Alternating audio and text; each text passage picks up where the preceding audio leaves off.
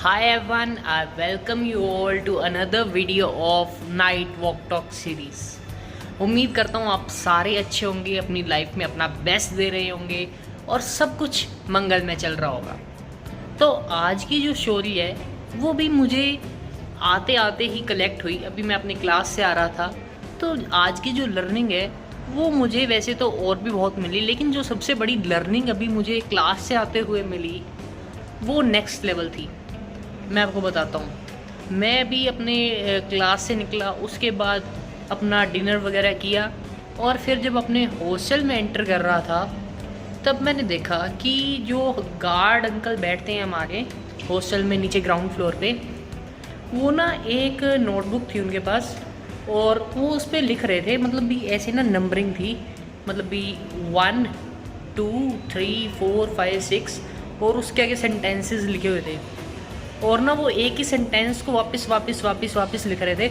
मैंने दूर से देखा, मतलब समझ तो नहीं आता, पंजाबी में लिखा हुआ था। अगर पास से देखता तो समझ आया था क्या लिखा हुआ था।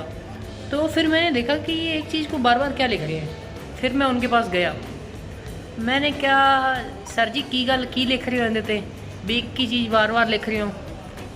और जो उनका जवाब था वो आपका देखने का और सोचने का नज़रिया बदल देगा।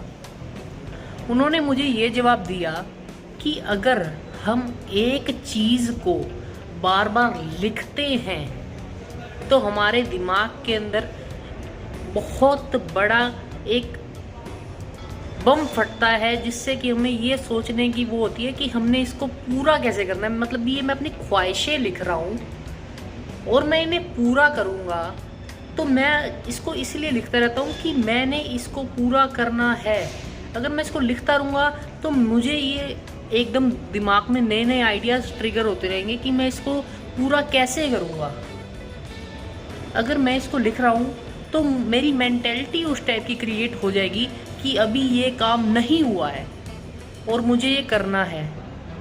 ये चीज़ मुझे हेल्प करेगी कि मैंने अभी ये काम करना है, मेरी रिस्पॉन्सिबिलिटी है और ये काम को करने के लिए मुझे नए नए आइडियाज़ भी ऐसे ही आएंगे। इसीलिए मैं इसको लिखता रहता हूँ और मुझे नए नए विचार आते हैं लिखने से।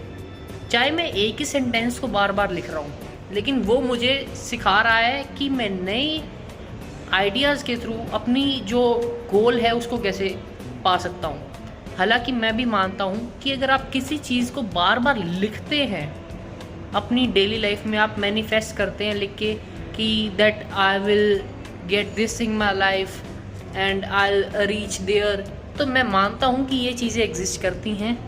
और आप अगर उसको डेली बेसिस पे अगर उसकी तरफ एफर्ट्स भी लेंगे तो डेफिनेटली आप उस पोजीशन पर या आप उस चीज़ को ज़रूर हासिल कर लेंगे। तो मुझे तो बहुत सुनकर अच्छा लगा कि गार्ड अंकल ऐसे करके लिख रहे हैं और मैनिफेस्ट कर रहे हैं और कह रहे थे कि मैं उस जो चाहता हूँ मैं उसकी तरफ स्टेप्स भी डेली ले रहा हूँ। तो मैं उनको विश करता हूँ कि वो अपनी लाइफ में बहुत आगे जाएं, वो जो उनके ड्रीम्स हैं वो पूरे हों। और उम्मीद करता हूँ आपको भी इस छोटे से इंसान से बहुत कुछ सीखने को मिला होगा। आई thank you all for being here. Have a good day. मिलते हैं आपको कल इसी टाइम इसी जगह। Thanks for being here. Have a good day.